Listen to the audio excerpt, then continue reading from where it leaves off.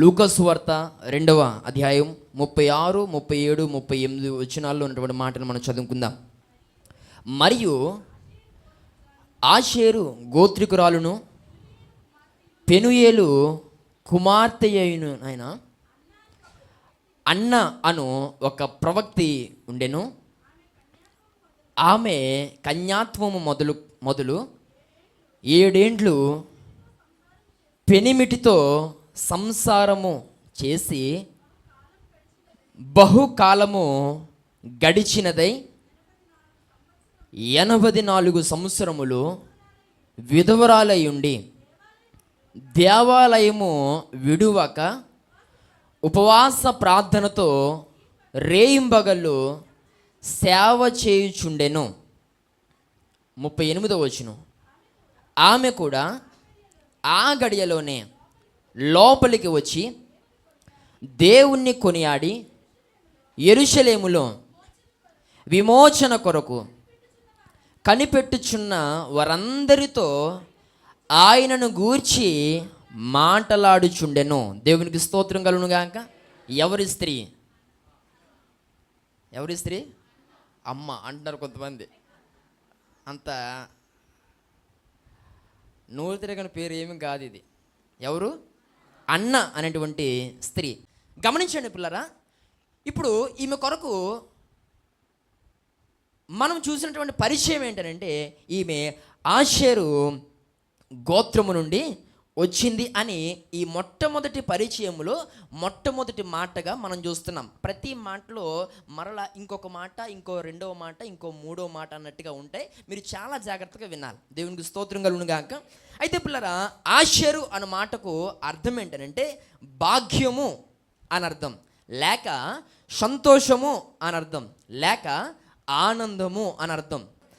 అయితే ఈమె ఎలాంటి స్థితిలో నుండి వచ్చింది, ఎలాంటి పరిస్థితిలో నుండి వచ్చింది అని అంటే భాగ్యము నొందినటువంటి, భాగ్యము పిల్లర కలిగినటువంటి ఆ స్థితిలో నుండి, సంతోషముతో ఆనందముతో ఉన్నటువంటి ఆ కుటుంబములో నుండి అన్న వచ్చినట్లుగా మనం చూస్తున్నాం. దేవునికి స్తోత్రం కలుగును గాక. ఈరోజు ఈయన మాట్లాడుతున్న ప్రియ సహోదరి సహోదరుడా, అంటే ఈ అన్న ఎవరు అనంటే సంతోషించేటువంటి స్త్రీలలో ఒకతే. ఈ అన్న ఎవరు అనంటే నిత్యము ఆనందంగా ఉండే విషయంలో ఈమె ఒకతే. దేవునికి స్తోత్రం కలుగును గాక. ప్రియ సహోదరి సహోదరుడా, అరే అన్న ఎప్పుడూ సంతోషంగా ఉందని చెప్తున్నాను, ఆనందంగానే ఉందని చెప్తున్నాను, మరి ఆమె జీవితంలో కష్టాలు లేవంటారా అని అంటే ఎన్నో వచ్చాయి. నేను మాట్లాడతాను ఇంకా ముందుకు పిల్లరా. కానీ ప్రతికూలతల్లో కూడా అన్న సంతోషంగా ఉన్నట్లుగా మనము చూస్తాం. దేవునికి స్తోత్రం కలుగును గాక. ఈరోజు అన్న వలె మనము అలా సంతోషించగలిగిన వారిగా మనం ఉన్నామా? అన్న జీవితంలో చాలా కష్టాలు, చాలా ఇబ్బందులు, 1 కాదండి, 2 కాదు, 3 కాదు, ఎన్నో ఆటుపోట్లు పిల్లరా ఆమెకు ఎదురైనప్పటికీ కూడా అన్న పిల్లరా తన కుటుంబ నేపథ్యాన్ని బట్టి పిల్లరా ఆమె దేవుని కృపను బట్టి ఆమె సంతోషంగానే ఆనందంగానే ఎల్లప్పుడూ ఉంటూ ఉండేది. దేవునికి స్తోత్రం కలుగును గాక.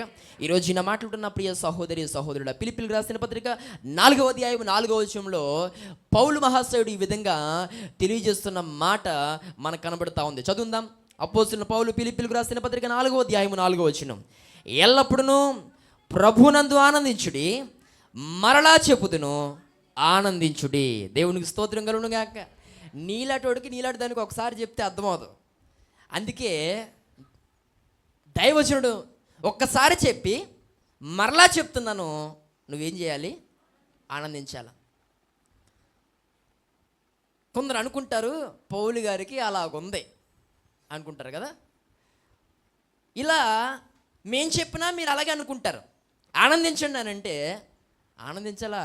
నీకు అలాగుంటుంది, నీకే నువ్వెన్నన్నా చెప్తావు. ఏ బాధలు లేనట్టునే, ఏ ఇబ్బందులు లేనట్టునే. అదే నా కష్టం, నాకు వచ్చిన కష్టం నీకు వస్తేనా? మేము పడుతున్న బాధలు మీరు పడితే తెలుస్తుంది. అప్పుడు నవ్వొస్తుందో ఏడిపోతుందో మీకే అర్థమవుతుంది. ఇలాంటి మాటలు పిల్లరా అందరూ మాట్లాడతారు. కానీ వాక్యాన్ని బట్టి దేవుడు పిల్లరా మనకి ఇవ్వబోతున్న ఆశీర్వాదాన్ని బట్టి అయినా ఖచ్చితంగా మనము శ్రమల్లో కూడా సంతోషించేవాడిగా ఉన్నాడు. సంతోషించండి అని చెబుతున్న పౌలు ఎక్కడున్నాడు అని అంటే చెరసాలలో ఉన్నాడు. పిల్లలు ఆనందించండి అని చెప్తున్న పౌలు ఎక్కడున్నాడు అని అంటే ఒక రకమైనటువంటి బందీ గృహంలో ఉన్నాడు. ఈరోజు నా మాట్లాడుతున్న ప్రియ సహోదరి సహోదరుడా, చెరసాల్లో ఉన్నవారు ఎలా ఉంటారండి? ఎప్పుడు విడుదల వస్తుందో అని చూస్తారు. ఎప్పుడు ఒక చక్కని స్థితిని మేము చూడగలుగుతామా అని ఎప్పటికెప్పుడు పిల్లరా వారు 1000 ఆశలతో 1000 కళ్ళతో పిల్లరా వారు ఎదురు చూస్తూ ఉంటారు. వారు నవ్వే పరిస్థితి ఏది అక్కడ ఉండదు, సంతోషించే పరిస్థితి ఏది కూడా అక్కడ ఉండదు. కానీ అలాంటి స్థితిలో పౌలు ఉన్నప్పటికీ కూడా పిల్లరా ఎదుటి వారికి ఏం చెప్తున్నాడు? మీరు ఆనందించండి చెప్పగలిగాడు అని అంటే అతడు శ్రమల్లో కూడా సంతోషించేవాడిగా ఉన్నాడు. దేవునికి స్తోత్రం కలుగును గాక. ఈ ప్రత్యేకమైన సమయంలో దేవుని సేవకునిగా నేను తెలియజేస్తున్న మాట ఏంటంటే ఈరోజు నీవు ఏం చేయాలి? ఆనందించాలి. దేవునికి స్తోత్రం కలుగును గాక. దేన్ని బట్టండి? నా భర్త నన్ను కొడుతున్నందుక? దేన్ని బట్టండి? నా పిల్లల్ని వేధించేస్తున్నందుక? దేన్ని బట్టండి? దెబ్బ మీద దెబ్బ తగులుతున్నందుక? దేన్ని బట్టండి? ఆశలన్నీ అడి ఆశలు అయిపోతున్నందుక? దేన్ని బట్టి? ఈరోజు పిల్లరా సంతోషించండి అనే మాటకు ఈ రోజుల్లో అనేకులు ఇన్ని మాటలు మాట్లాడతారేమో. ప్రియ సహోదరి సహోదరుడా, నీ దేవుని మీద నీకు నమ్మిక అంటూ ఉంటే నీ దేవుడు నీ జీవితంలో అద్భుతము చేయగలడు అనేటువంటి ఆ యొక్క నమ్మకం నీకుంటే ఖచ్చితంగా మనం శ్రమల్లో కూడా అద్భుతమైనటువంటి స్తుతిని చేస్తూ సంతోషంతో మనం ఉండగలుగుతాం. గట్టిగా చప్పలు కొడి దేవుని నామాన్ని మహిమపరచండి. ఈరోజు ఈ వాక్యం ఉంటున్న ప్రియ సహోదరి సహోదరుడా, నీవు ఈ మధ్య పడుతున్న పరిస్థితిని దేవుడు చూస్తున్నాడు. నువ్వు నలిగిపోతున్నటువంటి ఆ నలుగురు దేవుడు చూస్తున్నాడు. నీ విచారాన్ని దేవుడు చూస్తున్నాడు. నీ ముఖ కవలికలను దేవుడు గమనిస్తున్నాడు. నువ్వు మునుపట్ల లేవు. మునుపటి సంతోషాన్ని ఈరోజు దేవుడు నీ యొక్క ముఖములో చూడలేకపోతున్నాడు. దేవుడు నీ జీవితంలో ఆనందాన్ని చూడలేకపోతున్నాడు. అందుకు దేవుడు మాట్లాడుతున్నాడు. నువ్వు ఏ మేలు జరగాలని ఆశపడుతున్నావు, ఏ అద్భుతం జరగాలని నువ్వు ఆశపడుతున్నావో నీ జీవితంలో అది నేను జరిగిస్తాను. ఈరోజు నీవైతే సంతోషించు. నా మీద నమ్మకం లేదా? నా మీద విశ్వాసం లేదా? నేను చేయలేను అని నువ్వు అనుకుంటున్నావా? ఈరోజు నేను చేయగలను అని నువ్వు అనుకుంటే, ఆ మేలును నేను చేయగలను నువ్వు అనుకుంటే, ఆ కార్యము నేను చేయగలను అనుకుంటే కనుక పరిస్థితుల వైపు చూడొద్దు. ఈరోజు నిన్ను బెదిరిస్తున్నటువంటి ఏ యొక్క ప్రతికూలతల వైపు నువ్వు చూడొద్దు. నీవు దేవుడు చెప్తున్నట్లుగా నువ్వు సంతోషించడం నేర్చుకోవాలి. దేవునికి స్తోత్రం కలుగునుగాక. ఈ రోజుల్లో నా మాట్లాడుతున్న ప్రియ సహోదరి సహోదరుడా, అనేకులు ఈ రోజుల్లో అనేక సందర్భాల్లో విచారపడుతూ బాధపడుతూ పిల్లరా ఈ రోజుల్లో చాలామంది అంటున్న మాట ఏంటంటే, ఏ తప్పు చేశానని నాకు ఇన్ని కష్టాలు, నేను ఏ తప్పు చేశానని నాకు ఉద్యోగం రావటం లేదు, నేను ఏ తప్పు చేశానని నేను ఏ ఎగ్జామ్లో పాస్ అవ్వలేకపోతున్నాను, నేను ఏ తప్పు చేశానని నాకు ప్రమోషన్ రావట్లేదు, నేను ఏ తప్పు చేశానని నాకు ఆరోగ్యం కలగట్లేదు, నేను ఏ తప్పు చేశానని ఎంత ప్రయాసపడినా ఇల్లు కట్టలేకపోతున్నాను, నేను ఏ తప్పు చేశానని నాకు వివాహం కావట్లేదు, నేను ఏ తప్పు చేశానని ఈరోజు నాకు సంతానము కలగట్లేదు అని ఈ రోజుల్లో అనేకులు విచారపడుతూ వేదన చెందుతూ ఈరోజు మదన పడుతున్నటువంటి వారు ఈ లోకంలో చాలామంది ఉన్నారు. ప్రియ సహోదరి సహోదరుడు, నేను దేవుని సేవకంగా చెప్తున్నాను, ఇంతవరకు ఎంతగానో ఓర్చుకున్నావు, ఇంతవరకు ఎంతగానో సహించావు. రాబోతున్న దినాల్లో కూడా నువ్వు కొంచెం ఓపిక పట్టగలిగితే, కొంచెం సహనం కలిగి నువ్వు దేవుని సన్నిధిలో నువ్వు కనిపెట్టగలిగితే, ఇప్పటి వరకు నీవు ఏ తప్పు చేశానని నాకు ఇది జరగలేదు, నాలో ఏం లోపం ఉందని ఇప్పుడు దాకా నిన్ను నువ్వు ప్రశ్నించుకుంటూ నిన్ను నువ్వు పిల్లరా తిట్టుకుంటూ వచ్చావు. ఆయా ప్రతి విషయంలో నా దేవుడు నీ జీవితంలో ఒక అద్భుతమైన కార్యాన్ని దేవుడు జరిగించబోతున్నాడు. దేవునికి స్తోత్రం కలుగునుగాక. ఈరోజు నా మాట్లాడుతున్న నా ప్రియ సహోదరి తప్పకుండా దేవుడు జరిగిస్తాడు. నువ్వు అనుకోవాల్సిన అవసరం లేదు. నా జీవితంలో సంతోషించే పరిస్థితులకి రావు, నా జీవితంలో ఆనందించే పరిస్థితులకి రావు, నా జీవితంలో నేను మరలా నవ్వే పరిస్థితులకి రావు అని నువ్వు అనుకుంటున్నావేమో. ఖచ్చితంగా నా ప్రభు నీ జీవితంలో అద్భుతాన్ని చేయబోతున్నాడు. నేను కోరుతున్నాను మిమ్మల్ని, కొంచెం ఓపిక.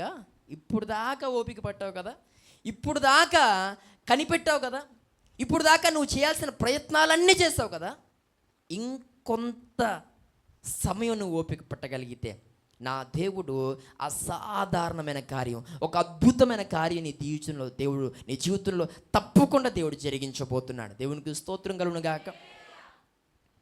ఈరోజు ప్రభు చెప్తున్నాడు నీతో, ఏదో జరగట్లేదని, ఏదో జరిగిందని నువ్వు విచారపడద్దు. నువ్వు ఎలా ఉండాలి? సంతోషించాలి. నువ్వు ఎలా ఉండాలి? ఆనందించాలి. ఎప్పుడు అని అంటే ప్రతికూలతల్లో కూడా నువ్వేం చేయాలి? ఆనందించాలి. దేవునికి స్తోత్రం కలుగును గాక. ఈరోజు ఈ మాట్లాడుతున్న ప్రియ సహోదరి సహోదరుడా, నేను దేవుని సేవకునిగా నేను తెలియజేస్తున్నాను. పిల్లరా, కీర్తన గ్రంథము 126వ అధ్యాయం 2వ వచనంలో కొందరు విచారపడిన తర్వాత వారి జీవితంలో దేవుడు అద్భుతము చేయగా తర్వాత వారు ఇలా మాట్లాడుతున్నారు.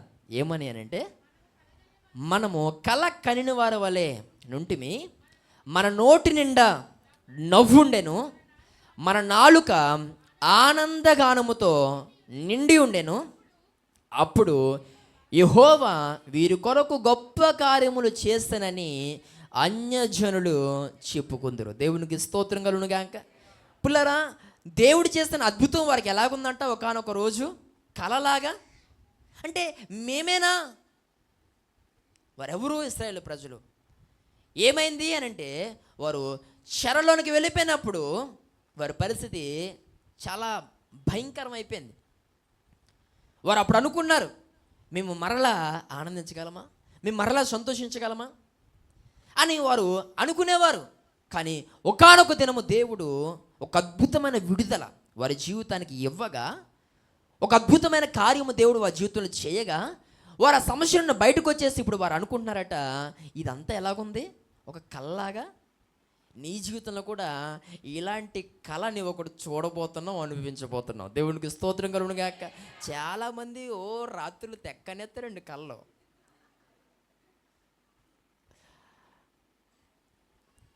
అలాంటి డొల్లు కళలు కాదు. నీ జీవితంలో ఒక నిజమైన కళ ఒకటి జరగబోతుంది. అది నువ్వే కనబోతున్నావు. దేవునికి స్తోత్రం కలుగును గాక. ఇప్పుడు దాకా నువ్వు ఏదోదో అయిపోయినట్టు, ఏదో సాధించేసినట్టు, నువ్వు ఎక్కడో ఉన్నట్టు కలగన్నావు. కానీ ఈరోజు అడదెల్లో బెతెస్దా చర్చిలో ఉన్నావు. ఏదో అయిపోయినట్టు, ఏదో సాధించేసినట్టు. ఏమండి, ఆ టైంలో ఏ దోమ కుట్టేస్తే మెలకు వచ్చేసి ఇదా అనుకుని నీళ్ళు తాగేసి పడుకున్న రోజులు లేవా? నేను ఏదో అనుకున్నాను కానీ నిజంగా జరిగిపోయిందేమో అని చాలా ఆనందపడిపోయాను. ఏం జరగలేదు, నేను మా ఇంటికాడే ఉన్నాను, మా గదిలోనే ఉన్నాను, అదే సాప్ మీద ఉన్నాను అనుకున్న తర్వాత మళ్ళా నేను సమర్థించుకున్న రోజులు చాలా ఉన్నాయి. ఈ యొక్క ప్రత్యేకమైన సమయంలో దేవుని సేవకునిగా నేను తెలియజేస్తున్న మాట ఏంటంటే, ఇప్పుడు దాకా నువ్వు కనిన కలలన్నీ కూడా దేని విషయమైనా సరే అవి నీరుగారిపోయినట్లయితే కనుక ఈ ప్రత్యేకమైన సమయంలో ఒక అద్భుతమైన కార్యం నీ జీవితంలో జరగబోతుంది. ఆ రోజు అది నీకే ఎలా ఉంటుందంటే ఒక కలలాగా, అసలు ఇది నిజమేనా, నేనేనా ఈ స్థితికి వచ్చింది, నేనేనా ఇల్లు కట్టింది, నేనేనా ఈ యొక్క ఉద్యోగాన్ని సంపాదించింది, నేనేనా ఈ స్థాయికి వచ్చినది, ఇది నా కుటుంబమేనా, వీరు నా పిల్లలేనా, నా భార్యేనా, నా భర్తేనా అని ప్రతి విషయంలో ఒక అద్భుతమైన మార్పును నువ్వు చూడబోతున్నావు. దేవునికి స్తోత్రం కలుగును గాక. ఆ రోజు నీకు నిజంగా బుర్ర తిరిగిపోతుంది. దేవునికి స్తోత్రం కలుగును గాక. ఆ రోజు నువ్వు అంటావు ఏమన్నానంటే, ఆ రోజు ఇశ్రాయేలు ఎలాంటి కళనైతే కన్నారో ఈరోజు నా జీవితంలో కూడా అలాంటి కళే కలిగింది. ఈరోజు పిల్లరా, నీ నోట దేవుడు ఏం పెడుతున్నాడు? నవ్వుని పెడుతున్నాడు. మరి నవ్వవే, ఒకసారి నవ్వు. దేవునికి స్తోత్రం కలుగును గాక. కొంతమంది ఏటో అదొక రకమైన ముఖం, నేను ఎక్స్పైరీ డేట్ ముఖం అంటాను. ఎందుకు అలా అంటాను అని అంటే, వీరికి ఎక్కడ నవ్వాలో తెలదు. చచ్చిపోయిన చోటకి వెళ్ళి అక్కడ వీళ్ళు సెంగడ్డెట్టుకుని లేక చెయ్యడ్డెట్టుకుని అందరూ ఏడితే వీళ్ళు ఏం చేస్తారు? నవ్వుతారు. కొంతమంది ఉంటారు నవ్వే స్థలానికి వచ్చి వీళ్ళు ఏం చేస్తారు?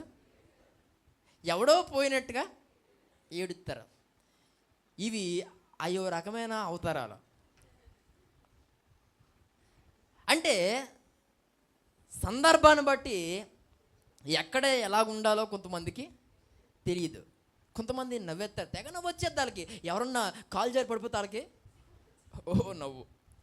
ఎవరైనా కొంచెం ఏదైనా తడబడిపోయి తనేసుకుని పడిపోతే వీళ్ళు తెగ అదేటో అదేం ఆనందమో తెలదు కొంతమందికి. ఈరోజు దేవుని ఒక సేవకునిగా మాట్లాడుతున్నాను. నీ నవ్వు ఎలా ఉండాలంటే సందర్భానుసారంగా సందర్భాన్ని బట్టి ఉండాలి. దేవుని స్తోత్రం కలుగును గాక. ఇప్పుడు మరి ఎవరు పోయారనో కొంతమంది ఇంకా అలాగే ఉన్నారు. సరే, దేవునికి స్తోత్రం కలుగును గాక.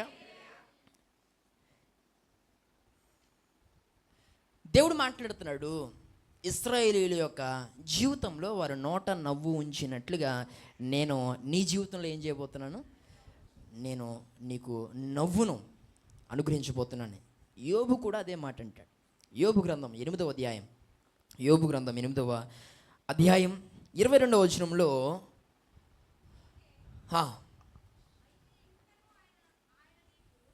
యోబు గ్రంథము 8వ అధ్యాయం 22వ వచనంలో ఈ విధంగా రాయబడింది. అయితే ఇంకను ఆయన నీకు నోటి నిండా నవ్వు కలుగు చేయును, ప్రహర్షముతో నీ పెదవులను నింపును. దేవునికి స్తోత్రం కలుగును గాక. ఇశ్రాయేలుకు కలుగు చేస్తున్నట్లుగా నీ నోటికి నేను నవ్వును కలుగు చేయబోతున్నాను. నువ్వు నవ్వే రోజులు రాబోతున్నాయి. ఇక్కడ పిల్లరా, యోబు జీవితంలో కూడా అద్భుతాన్ని జరిగించాను. కానొక దినం యోబు ఏడ్చే పరిస్థితి, పిల్లరా అరిచి గీపెట్టేటువంటి పరిస్థితి. అలాంటి యోబు జీవితంలో కూడా దేవుడు ఒక అద్భుతాన్ని జరిగించాడు. తర్వాత అతడు ఆనందముతోనే సంతోషముతోనే ఉన్నాడు. అయితే ఈ యొక్క ప్రత్యేకమైన సమయంలో దేవుడు నీతో మాట్లాడుతున్నాడు. ఆయన నీకు నీ నోటి నిండా నవ్వు కలుగు చేయబోతున్నాడు. ప్రహర్షముతో పిల్లరా ఆయన నీ యొక్క పెదవులను నింపబోతున్నాడు. దేవునికి స్తోత్రం కలుగును గాక. ఈరోజు ఈ వాగ్దానాన్ని నమ్మితే ప్రతి దానిని బట్టి విచారపడడం మానేసే. ఈ ప్రత్యేకమైన సమయంలో దేవుని సేవకునిగా నేను తెలియజేస్తున్నటువంటి మాట, ఈ రోజుల్లో చాలామంది పిల్లరా రోజుకు ఏదో సందర్భంలో మాట్లాడే మాట ఏంటనంటే, చచ్చిపోతే బాగుండు, చేసిన అప్పులను బట్టి, వేసిన తప్పడడుగులను బట్టి, తీసుకున్న తప్పుడు నిర్ణయాలను బట్టి పిల్లరా జీవితంలో పిల్లరా అందరినీ కోల్పోయినటువంటి ఆ స్థితిని బట్టి పట్టించుకొని ప్రేమించినటువంటి ఆ భర్తను బట్టి, భార్యను బట్టి, పిల్లలను బట్టి ఈ రోజుల్లో అనేకులు వేదన చెందుతూ ఎందుకు వచ్చింది జీవితం, మరణమే శరణం అనుకునేటువంటి వారు ఈ రోజుల్లో చాలామంది మన కంటికి కనబడుతున్నారు. అలాంటి వారితో నేను దేవుని సేవకునిగా చెప్తున్న మాట ఏంటంటే, ఈరోజు నీవు దేవుని పాద సన్నిధికి వచ్చి, దేవా నన్ను కరుణించు నాయన, నా స్థితిని చూడు తండ్రి, నా యొక్క జీవితాన్ని మార్చు ప్రభువా అని ఈ యొక్క సమయంలో నువ్వు ప్రార్థించగలిగితే ఖచ్చితంగా నా దేవుడు నిన్ను కనికరించి బ్రతుకు మీద ఆశను కోల్పోయిన నీకు మరలా జీవితం మీద ఆశను పుట్టించబోతున్నాడు. గట్టిగా చప్పలు కూడా దేవుడు నామం మహిమపరచు.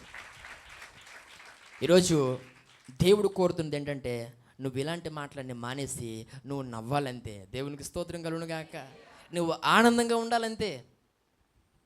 ఈరోజు అన్న ఏ గోత్రం నుండి వచ్చింది అని అంటే, ఆమె ఆషేరు గోత్రం నుండి వచ్చింది. అంటే సంతోషము, ఆనందము అనేటువంటి ఒక నేపథ్యములో నుండి ఆమె వచ్చినట్లుగా మనం చూస్తున్నాం.